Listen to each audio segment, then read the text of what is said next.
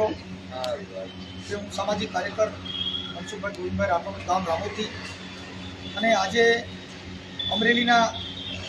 અનુબેન દેવી પૂજક છે, જેમની આજે ભાવનગર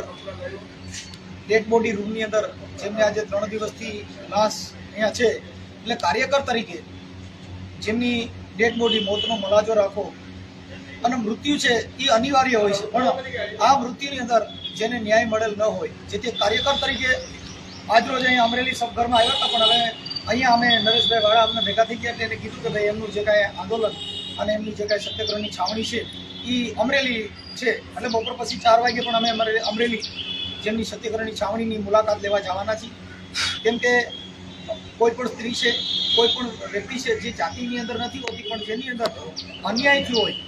એની અંદર ન્યાય મેળવવા માટે છે. ભારતીય બંધારણ મુજબ કોઈ પણ માણસનો મૂળભૂત અધિકાર હોય, એટલે એની અંદર સમાજને એક મદદ મળી રહે અને નાની સમાજ હોય, જેથી કરીને એને ન્યાય માટે કાર્યકર તરીકે બધા માટે અવાજ ઉઠાવતા હોય અને આ અવાજ ઉઠાવવો પડે, એના માટે અમે આજરોજ અહીંયા ભાવનગર આવ્યા હતા. નરેશભાઈ વાળા અમને મળી ગયા એટલે એમને કીધું કે ભાઈ એમનું જે કાંઈ આંદોલનનો કાર્યક્રમ છે એ તો અમરેલી છે, એટલે આજે 4 વાગે અમે અમરેલી પણ એમની મુલાકાત સત્યાગ્રહ છાવણીની લેવાના છીએ, કેમ કે મૃત્યુ છે ને એ તો અનિવાર્ય છે. જન્મ જેને લીધો એને એકવાર મૃત્યુ અનિશ્ચય છે, જેને જવાનું છે આ જગત છોડી, પરંતુ આવું મરણ થયું હોય, આવું જે કાંઈ ડૉક્ટરના જે અભાવના હિસાબે જેમનું ડેડ બોડી થયું હોય, તો એને ન્યાય અપાવવા માટે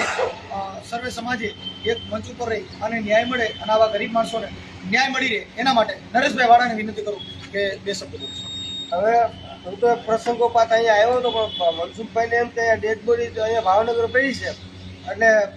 છાવણી પણ અહીંયા છે, ઉપવાસ આંદોલન પણ અહીંયા જ ચાલુ હશે, પણ હવે એમને થોડી ભૂલ થઈ એટલે અહીંયા આવ્યા, પણ મને ફોન કર્યો એટલે મેં હાલ અહીંયા જે ડેડ બોડી જ્યાં કોલ્ડ સ્ટોરેજમાં પડી છે ત્યાં હવે ડૉક્ટરને મળ્યા, પણ હવે એ તો જે ડેડ બોડી ત્યાં પડી છે પડી છે. હવે મનસુખભાઈને એવું કેવું છે કે આપણે આ બેનને ન્યાય મળે અને જે ડૉક્ટરની બેદરકારી છે એની વિરુદ્ધ કાયદેસર ફોજદારી ગુનો દાખલ કરવામાં આવે અને જે લોકોના જવાબદાર છે, જે લોકોની ભૂલ છે એ લોકોને સજા થાય એવી મનસુખભાઈની ઈચ્છા છે. અને અમારા સમાજના આગેવાન, દરેક આગેવાનની એવી ઈચ્છા હોય, સર્વ સમાજના આગેવાનની એવી જ ઈચ્છા હોય. તો મનસુખભાઈનું એવું કેવું છે કે આપણે આઈજી સાહેબને મળી અને આ બાબતે આપણે રજૂઆત કરીશું અને પછી બપોર પછી ત્યાં અમરેલી સિવિલ હોસ્પિટલે ઉપવાસની છાવણી છે ત્યાંની પણ મુલાકાત લેશું અને દેવી પૂજક સમાજના બેનને ન્યાય મળે એ રીતે આપણે આંદોલનમાં ભાગરૂપ થશું. અને